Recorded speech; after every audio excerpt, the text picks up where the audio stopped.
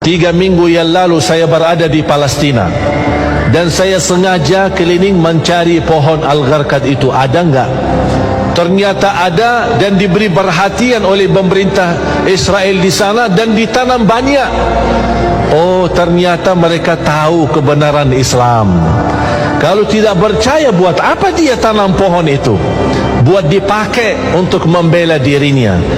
Dan tidak akan mungkin terjadi perang besar umat Islam menghadapi Yahudi kecuali kalau mereka semua terkumpul. Nanti di saat itu kumpul dari negara mana? Datang berhijrah ke tanah suci Palestina. Memang ujiannya, penerbangannya apa?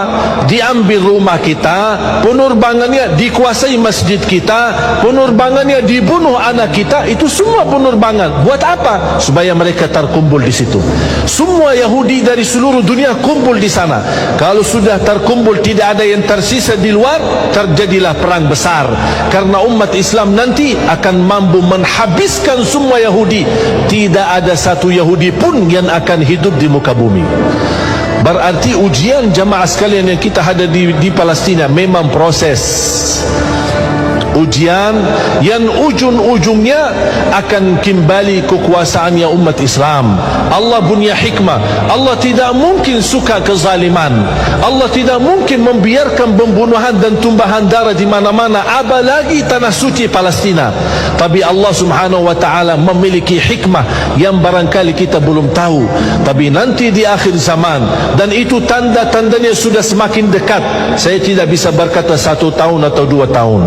Tapi salah satu kemuliaan yang saya bisa merasakan kegembiraan dan kebahagiaan, khususnya masyarakat Indonesia sudah menilai positif dan menilai tanda yang sangat baik bagi rakyat Palestina. Rakyat Indonesia sudah bisa membanggakan dan mewakili umat Islam di seluruh dunia, membuat rakyat Palestina senang dan rakyat Palestina mau berjuang. Selama ini batah semangat karena tetangga lingkungan mereka, negeri Arab, tidak memberikan dukungan, apalagi pemerintah mereka. Tapi ternyata rakyat Indonesia mewakili umat Islam sedunia untuk memberikan perhatian dan perjuangan, membuat rakyat Palestina berterima kasih banyak kepada rakyat Indonesia. Dan ini menurut saya kemenangan yang sangat luar biasa yang kita dapatkan, yang tidak dirasakan oleh orang lain. Makanya kita harus bergembira, berbangga dan terus berjuang.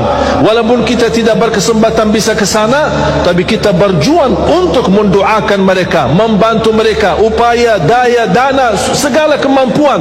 Buat apa? Karena kita akan menjadi di hadapan Allah, perjuangan kita menjadi saksi baik untuk tanah suci Palestina. Tidak akan terlupa. Ketika saya ke sana, saya menyebutkan diri saya bukan dari Madinah, tapi saya sebut diri saya dari Indonesia. Langsung oleh orang masyarakat Palestina dan di Masjidul Aqsa, Masya Allah Indonesia, I like Indonesia, saya suka Indonesia. Kapan saya bisa ke Indonesia? Bahkan saya menemukan banyak anak-anak dan anak-anak yatim malah bisa berbahasa Indonesia. Saya tanya, dari mana? Ini banyak orang Indonesia suka kemari. Saya bertanya sama dubes Indonesia yang berada di Jordan, Amman. Beliau berkata setiap tahun berkunjungan dari Indonesia ke Palestina 70.000. Saya bilang insya Allah ke depan jangankan 70.000, insya Allah 7 juta dari Indonesia akan berkunjung ke sana. Semakin kita sering ke sana, ke tanah suci, itu yang akan membuat hati mereka bergetar dan ketakutan. Kita hanya bisa membela dan membantu mereka dengan kita silaturahim, kita doakan dan kita membantu. Semoga insya Allah ini amalan kita semua menjadi saksi baik di hadapan Allah Subhanahu wa ta'ala.